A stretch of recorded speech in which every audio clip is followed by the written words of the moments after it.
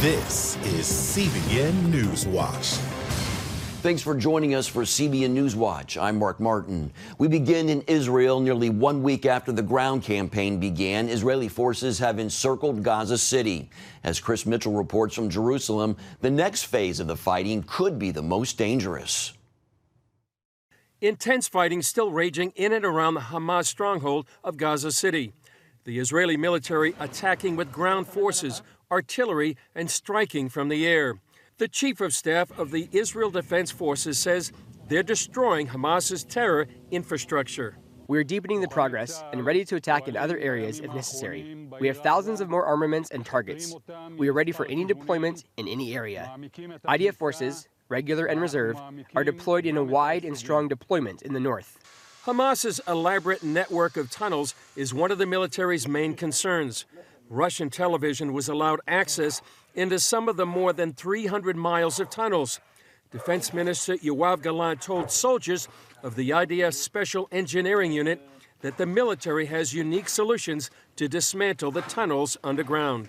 The IDF is continuing to plead with civilians in northern Gaza to leave the combat zone. We've been calling on the civilians in northern Gaza and Gaza City to move south, away from Hamas strongholds in the north next to Gaza City. Move south, temporarily, for your own safety. President Joe Biden announced that another 74 Americans had been evacuated out of Gaza through the Rafah crossing into Egypt. And the White House defended the president's call for a humanitarian pause. A temporary pause that's localized, that would allow us to get aid in and to get our people out, is a good thing for the people of Gaza. It's a good thing for the Americans that are being held hostage. And it's not going to stop Israel from defending itself, because the security assistance we're providing continues to flow. And a temporary pause doesn't mean a general ceasefire where the war is over. It means pause, only temporary, for a specific purpose. U.S. Secretary of State Antony Blinken arrived today in Israel and wants to push for that pause or a series of pauses that may also help with the release of hostages. The Times of Israel reports Prime Minister Benjamin Netanyahu is weighing this idea, but some critics are concerned this could be a step toward a ceasefire or some sort of an opportunity for Hamas to strengthen itself. In an editorial, the Wall Street Journal argued Hamas has two messages for two different audiences. To the international community, it pleads for a ceasefire on humanitarian grounds. To the Arab world, it pledges to repeat its October 7th attacks and sacrifice as many Palestinians as it takes to destroy Israel. That's what a ceasefire means to Hamas, a chance to repeat October 7th another day. The similar idea of a humanitarian pause gaining steam on the Western left is to Hamas merely an opportunity to reload. But others hope a pause or ceasefire would be an opportunity for more hostage releases. Amid the diplomacy and fighting in Gaza, the IDF is attacking Hezbollah positions across Israel's border in Lebanon after the terror group continues firing rockets into Israel. CBN's Chuck Holton was on the scene of this rocket strike in Kiryat Shimona. They're just cleaning up the mess now, and a car was hit, and it flipped the car up in the air and landed in the middle of the street. The parking space where the car was parked is now a crater, as is the shop that was right in front of where the missile hit. Iran's leader Ayatollah Khamenei, who backs Hezbollah, is calling on Islamic governments to block oil and food to Israel and have no economic cooperation with the Jewish state. Today, Israel and the world are anticipating the speech of Hezbollah leader Sheikh Hassan Nasrallah. The U.S. says it hasn't seen any indication Hezbollah is set to join the fighting against Israel. But others are concerned that if Hezbollah does enter the conflict, that could lead to a regional war. And Chris is with us now from Jerusalem. Chris, what are you anticipating the Hezbollah leader to say in today's speech? Well, Mark, there's been so much speculation about his speech. Several days ago, there was some cryptic videos about his speech. U.S. intelligence, by the way, says it's not likely Hezbollah will enter the war. But to clarify that, you know, there's been so much fighting going on right now between Hezbollah and Israel, the most since the 2006 Second Lebanon War. So it's a low-level warfare. The question is, will Hezbollah come in with its full power? Remember, they have more than 150,000 rockets. So I would say, Mark, there's kind of two scenarios. One is that Hezbollah enters the war, which changes the conflict in the Middle East dramatically. Or two, maybe he huffs and he puffs and he kind of blusters, but he doesn't commit Hezbollah's rockets and thousands of fighters to the war. We'll see what happens. I'm thinking the latter may happen because he may know that going to war may mean the U.S., which has two carrier groups in the region, will join the fray and may feel outnumbered. But the decision will finally come from Tehran, which controls Hezbollah and Hamas. And I suspect they may not want to lose, but you never know. This is the Middle East, and we'll see exactly what Hassan Nasrallah does. It's really everybody here in the Middle East, I think, is looking to that speech this afternoon. All right, Israeli troops are still moving in Gaza. What's the latest on the fighting there? Well, right now, Gaza City is encircled. The IDF came in from three directions, from the sea in the north, from the northeast, and also right cutting the Gaza Strip in two. So Gaza City's encircled. There's intense fighting going on. This phase is going to be part of the hardest. There'll be urban warfare, actually tunnel warfare, like we showed in our report, and also likely, we anticipate and tragically, that there might be civilian casualties. That's why Hamas uses their civilians as human shields, and that's why the IDF is pleading with those civilians to go south to safety. Chris, can you give us details about U.S. officials, what they're saying? They're saying Hamas is holding large amounts of fuel while Gaza hospitals run low. What are your thoughts on that? Well, the IDF has sent out conversations. They have declassified these conversations between Hamas and people in the Indonesian hospital, which is where they're taking the fuel from. They're in the Jabalia refugee camp that the IDF has been attacking. They need the fuel, Mark, to run their generators. They need oxygen in those 300 miles of tunnels. Without it, they can suffocate. So this is part of what's going on. And Hamas, in that conversation, was saying they were going to take that fuel. They need it, and even taking it from the hospitals. So that puts civilians and those patients in those hospitals at risk. What can we expect on tonight's edition of Jerusalem Dateline? I know you guys are covering a lot over there. We are quite a bit, but you are too over there, Mark. Amazing stories coming out from Virginia Beach and Washington. We'll have an update on the situation. We'll also have a story of a Muslim congressional candidate that is running against Ilhan Omar. She was here in Jerusalem showing her support for Israel and the Jewish people. We'll have a story on Kiryat Shimona, where we just saw Chuck Holton there right after the scene of a rocket attack. It's pretty much a ghost town right now, and right there on the northern border. And so you can watch Jerusalem Dateline. Just a reminder, too, for other people, if they want to watch our daily updates, they can go to CBN YouTube or Jerusalem Dateline Facebook page. We're trying to do that every day to cover what's happening here in Israel. All right, our CBN News Middle East Bureau Chief Chris Mitchell from Jerusalem. Thanks, Chris, and stay safe. And for continued coverage of the Israel-Hamas war and other news in the Middle East, watch Jerusalem Dateline on the CBN News Channel tonight at 8:30 Eastern, and you can also watch it on the CBN News app or on YouTube. Capitol Hill support for Israel has caused a divide within the Democratic Party. Some Progressive Party members are criticizing the Israeli response and calling for a ceasefire. As CBN Capitol Hill correspondent Mac Alka explains, that could mean harsh political ramifications. The warmongers are out, y'all. They are ready. They want to kill and not stop. It's pure insanity. Michigan Democrat and Congress's only Palestinian-American Rashida Tlaib's rhetoric and participation in this recent pro-Gaza rally at the Capitol has been met with swift backlash. Members of Tlaib's own party have pushed back against her stance, and an effort led by Republican Marjorie Taylor Greene to censure Tlaib failed this week. She's now also seeing attack ads in her congressional district, like this one from Democratic Majority for Israel. Her legislation would allow the terrorists to rearm themselves. Missouri Democrat Cori Bush, another squad member, has also spoken out against the Israeli response, posting on social media, "We can't be silent about Israel's ethnic cleansing campaign." Her own party leader, Hakeem Jeffries, rejected the accusation. Israel is not conducting an ethnic cleansing campaign. Israel is not engaged in genocide.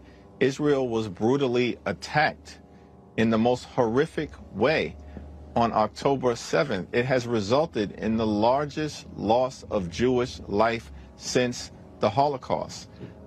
And Israel is in a position where it is responding and going after Hamas. That is a necessary and urgent project for it to complete. At the same time, we are, of course, going to make sure that we are providing the humanitarian assistance necessary to Palestinian civilians who may be in harm's way. Both House members could end up facing primary challengers because of their actions, with a Democrat Political Action Committee looking to potentially back opponents. While President Biden has stood firmly behind Israel, the progressive divide comes as Congress weighs military defense packages.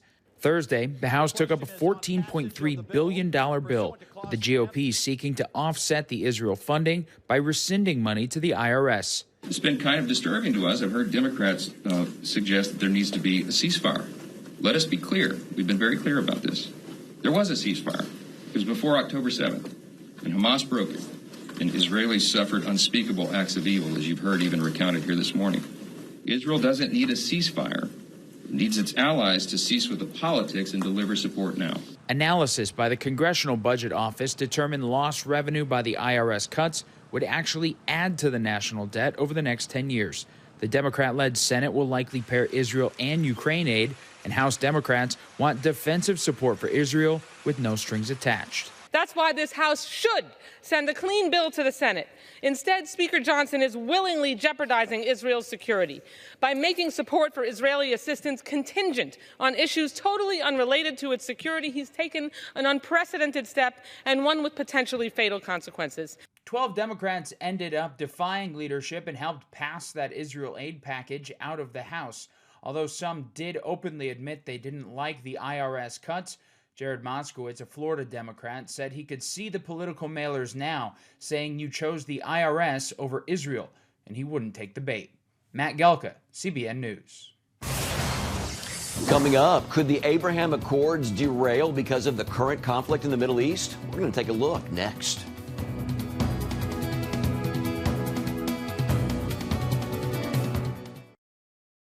Download the CBN News app. One place for all of your news. Breaking news alerts. Watch CBN News Channel live. CBN News, because truth matters. Get the CBN News app today. Welcome back to CBN News Watch. In recent years, Israel has made historic progress with its Arab neighbors. Since the war broke out, concern is growing, however, that the Abraham Accords could be derailed. Still, one Arab nation that established diplomatic relations with Israel has condemned Hamas and says the accords are here to stay. CBN Capitol Hill correspondent Matt Galka joins us again and has this report. There's still optimism that the Abraham Accords can lead to long-term stability in the region and potentially expand even as the war escalates. The Abraham Accords celebrated its third anniversary in September. The U.S. brokered treaty involving Israel, Bahrain, and the UAE set a goal for expanding diplomatic relations between Israel and Arab nations. The Biden administration continued talks between Israel and Saudi Arabia, with Prime Minister Benjamin Netanyahu addressing the budding relationship at the UN in late September. I believe that we are at the cusp of an even more dramatic breakthrough, an historic peace between Israel and Saudi Arabia. Such a peace will go a long way to ending the Arab-Israeli conflict. It will encourage other Arab states to normalize their relations with Israel. It will enhance the prospects of peace with the Palestinians. 3 weeks later, Hamas attacks on Israel shook the region and the world. Speaking in Saudi Arabia, Jared Kushner defended the importance of the accords in the wake of the attacks, accusing Hamas of trying to upend the stability the accords created. In light of the attack, the Abraham Accords are more important than ever. Israel has to have the security to not be threatened by its neighbors and to be able to protect its citizens. That is absolutely crucial, is non-negotiable. And I do think a lot of the world agrees that that's something that should exist. The second element is that the Palestinian people have to have the opportunity to live a better life. And I think that if you go through the element, it's not just saying let's create a state. It has to be a state that can function and thrive, because if you don't create that, then the people will, again, find ways to blame other people instead of the leadership that's putting it there. The war with Hamas has delayed normalization efforts with Saudi Arabia, one of the most influential countries in the Arab world.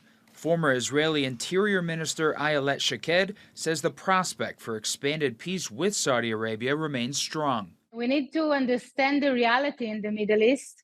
I think that currently, as we see, the process was put on hold, but I assume that after the war, we can, renew the process.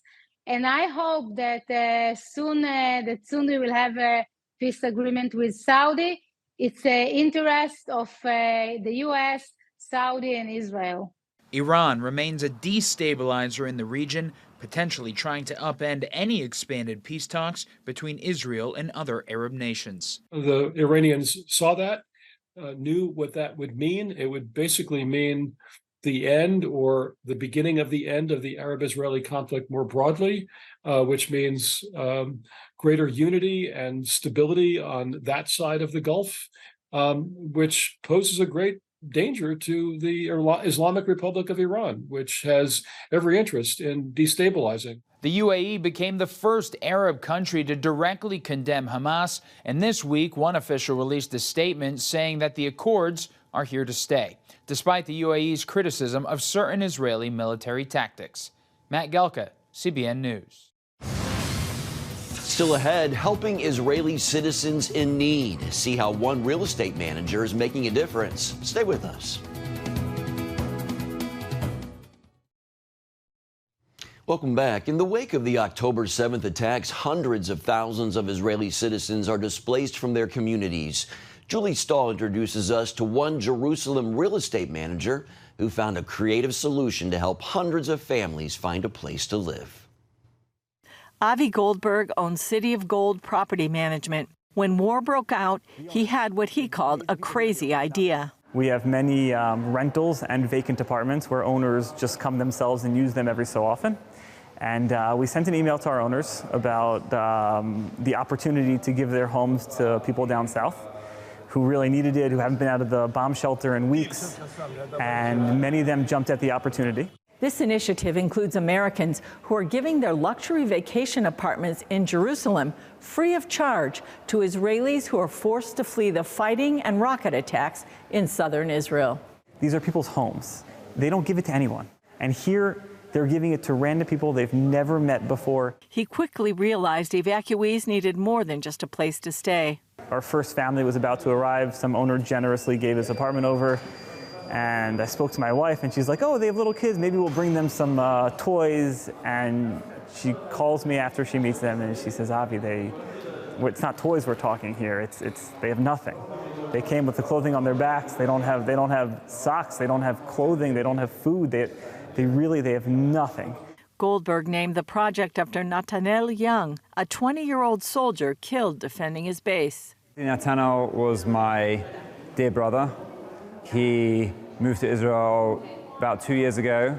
Sadly, he was killed on the 7th of October when the war started, when terrorists infiltrated Israel from Gaza. While observing the Jewish week of mourning for Nathaniel, Elliot Young and family received so many gifts they wanted to share them. A lot of amazing people, different organizations, people I knew, people I didn't, brought me different packages of food and things, and we just had so much that we didn't need it. We heard about this, and I just brought a box of stuff today, and at the same time, other people are just bringing things. 100 volunteers are helping in this project. So far, they've housed more than 250 people, many of them from Netivot, where terrorists hijacked a police car and drove through the streets. The children were in the house all the time for a week and a half, full of fear. Not only afraid of terrorists, every time we heard shooting, we didn't know who it was. The fear was also from the rocket attacks. Underneath the house where we live, there was a rocket that the IDF blew up. But just to hear this, it was like being on the battlefield. Israel Haddad received an offer to stay in a Jerusalem apartment. It took 2 days to decide it was safe enough to travel with his wife and 3 children. We couldn't believe at first that we arrived at an apartment that there are people like this. They gave us a home. There are no words to even thank these people. Young's message to the world: look for the truth and protect the Jews in your country. Julie Stahl, CBN News, Jerusalem. Coming up, a unique story from a special breakfast club for a small group of friends. It's sure to warm your heart. Stay with us. You're watching CBN News Watch. Introducing a brand new way to start your morning, the CBN News Quick Start Podcast. Each weekday morning at 7 a.m., get quick highlights of the day's important news. Then an in-depth analysis that goes beyond the headlines. Insights that matter to people of faith. Discover how God is moving around the world and here at home. Find the CBN News Quick Start Podcast on iTunes or wherever you enjoy listening to podcasts, because truth matters. Meals bring people together, and for one Missouri grandma, that togetherness is a gift. Peggy Winkowski was always a legendary cook in her grandson Sam's eyes. He especially loved her breakfast, so much so that he and a small group of friends would go to Peggy's each week for a taste. Sadly, her grandson Sam tragically died a few years ago, yet to this day the tradition continues. Meet the self-appointed Wednesday Breakfast Club. Growing beyond what initially started with just a few friends, now every week about 30 high school students show up to Peggy's house for a home-cooked meal and time with her. Peggy says Wednesday is her favorite day of the week, and she'll feed them as long as they come. Wow, that's great. A great way to end the show. That's going to do it for this edition of CBN News Watch. Remember, you can find more of our news programs on the CBN News Channel anytime or online with cbnnews.com. Also, tell us what you think about the stories you've seen, and you can do that by emailing newswatch@cbn.com. Or you can talk to us on Facebook, Twitter, and Instagram. Hope you'll join us next time. Have a great weekend.